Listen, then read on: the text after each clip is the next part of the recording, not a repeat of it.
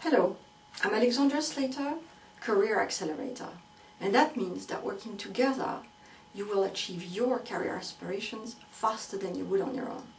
Together we can tackle a wide range of career challenges.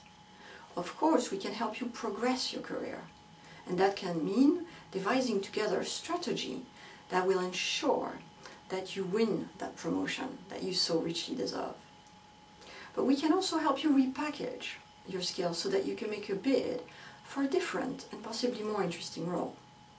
We can support you in your career right here, right now, by helping you refine, develop such fundamental skills in the office as communication, influence, dealing with conflict, or if you're a manager, motivating your team and developing your leadership presence.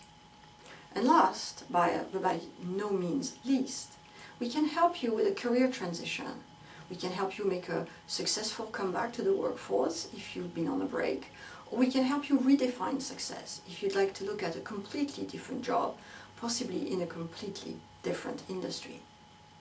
The point is that working together you'll get to realize your career dreams in a time and cost-efficient way.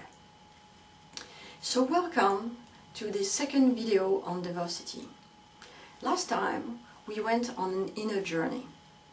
A journey that took us to the place where we go inside when we meet someone who feels more different than similar.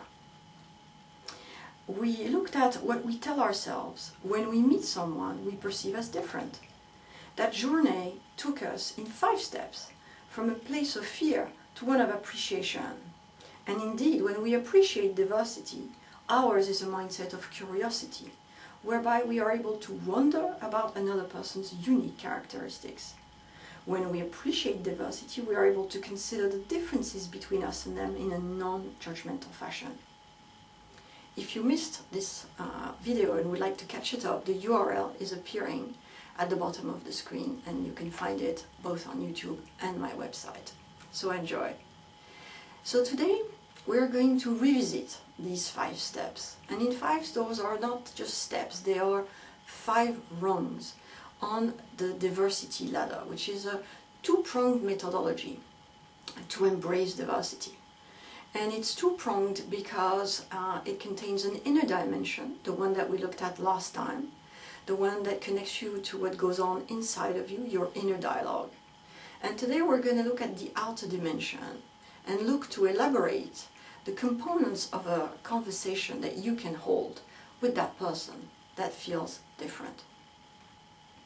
And just like last time, I will use questions to invite you to consider how you would like to engage that person. So we'll revisit each of the steps from fear to appreciation. So let's go. Let's look at the first rung, that place of fear. And here on your screen you see appearing 2 boxes, one containing the questions that we looked at last time. For example, what do I fear from this person?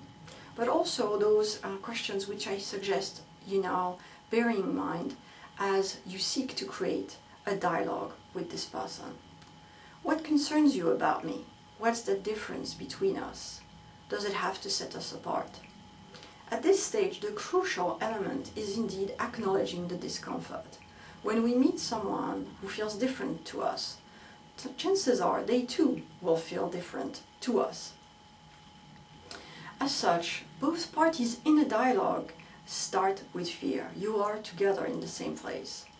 And it's fear of the other person, of course, but also fear of discovering, as we saw last time, something about ourselves about which we may feel less than proud. But connecting to the underlying cause of your anxiety about someone new is a liberating step. And take it within, as we saw last time, but also with them by starting a dialogue with that person. And of course, you know how it goes. First it's the introduction and the social niceties. But as soon as it makes sense, acknowledge that elephant in the room, that difference between us. You're going to have to find the words. but acknowledge that there is a mutual discomfort. And if you can label it a difference in political opinions, a difference in culture, in religious views, that can be the first liberating step on the road to diversity. Stay silent, and the other person will do the same. And the fear, in fact, will disappear a little bit for the short term, but it will come back in a much more powerful way when you encounter that person again. So of course we can avoid people that we meet only once, but if we're supposed to engage with them, for example at work, they are colleagues, then fight your anxiety at the first step. And indeed, acknowledging the fear that you both feel allows you to diffuse together that anxiety that is your first common point. So now let's look at the second run, progressing to a position of wariness. And again, you have on the left-hand side the inner dialogue, and then on the right-hand side some of the questions I suggest you consider to create that outer conversation. How might we be open with each other? How can we identify and discuss behaviors which make us uncomfortable? And indeed, it takes a lot of courage to approach someone different. But after a smile, a handshake and a few opening words, you have developed the first bit of rapport. So at that first rung that we just discussed, that place of fear, you did the hard part because you mentioned the difference between the two of you. Now, both of you feel, of course, still uncomfortable, wary of one another, but that's already much better than being afraid and silent. When you don't deny diversity, when you don't deny the existence of differences, then you are in fact honoring that difference. And this is, again, another step towards, in time, appreciating and celebrating that difference. So here, the recipe is to take careful, tentative steps with that person that you don't know, that you feel, a little bit wary of, and explore that discomfort. For example, you could define rules of engagement, which is how we're going to deal with each other so that we can be respectful of that difference and that we don't rub each other the wrong way. Discuss ways in which it will be acceptable to both of you to engage with one another, and in that sense create a shared reality for the two of you to inhabit. In that way, you can together assuage that wariness that you feel and create a safe place for both of you to engage constructively, one with the other. So that was the place of wariness. So let's take that third step along the diversity ladder and look at the third rung, where we discover tolerance. Here, the elements of an outer conversation have to do with exploring common points. So indeed, what do we have in common? How can we coexist in a work context, work together, collaborate without friction? How can we remove blame from our conversations? So here it's taken a little while, but you're at the third rung, and now both of you feel less uncomfortable around one another. And so you can use that to take the time to explore the other side of the coin, what you have in common rather than what separates you. And here let me caution against biases, prejudices, stuff you think you know about this other person. Don't let those ideas, misguided as they can be, guide you.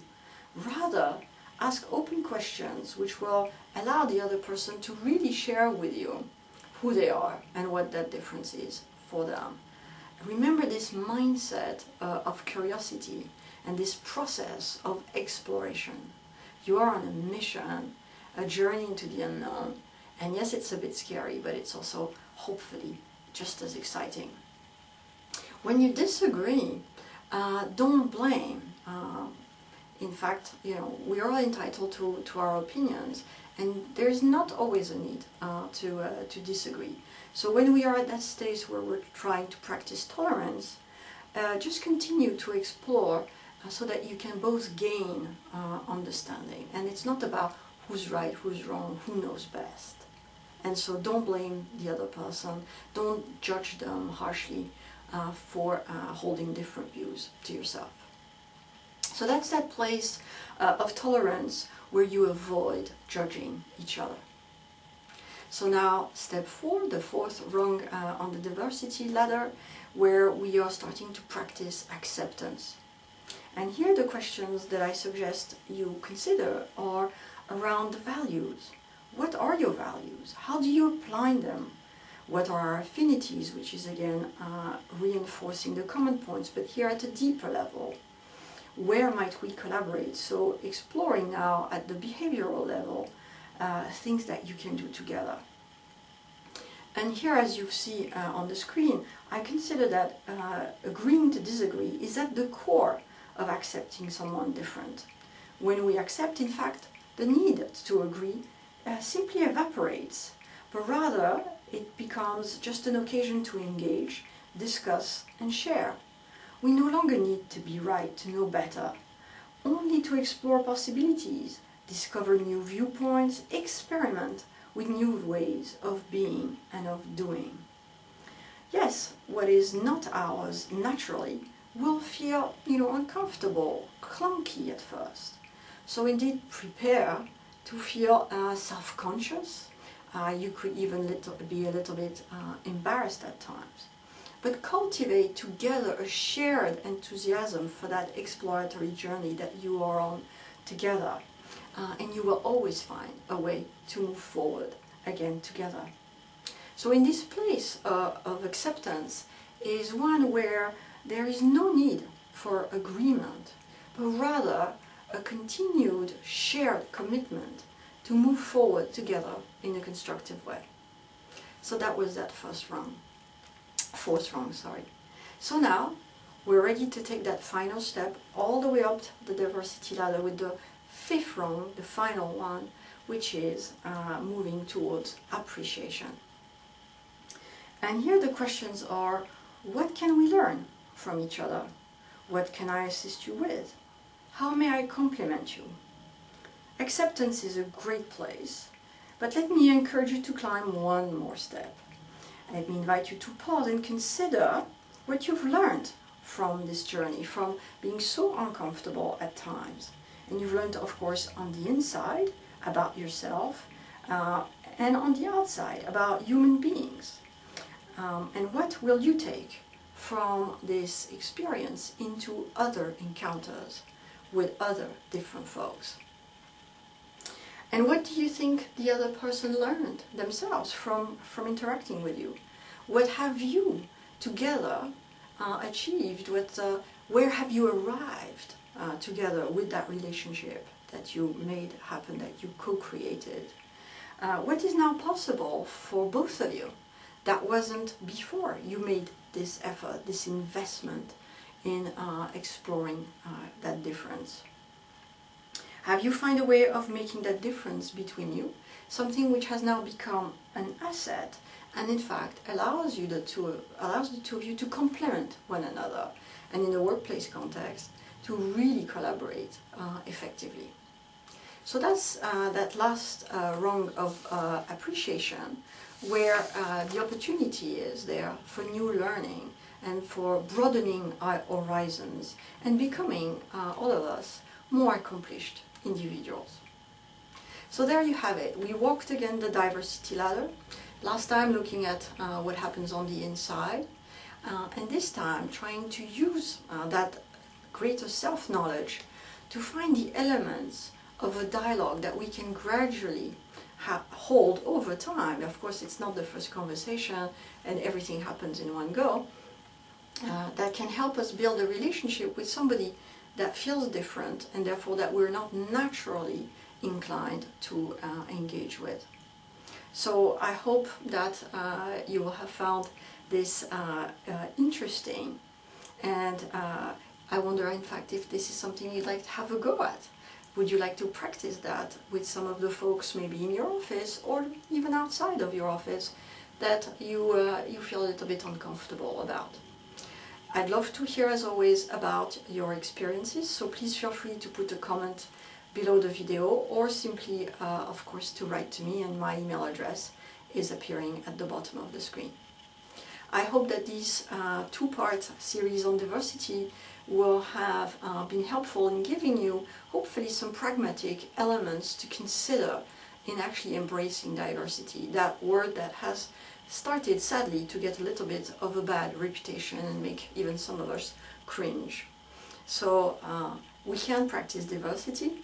It is challenging, let's not beat around the bush, but it's also extremely enriching if we make the investment.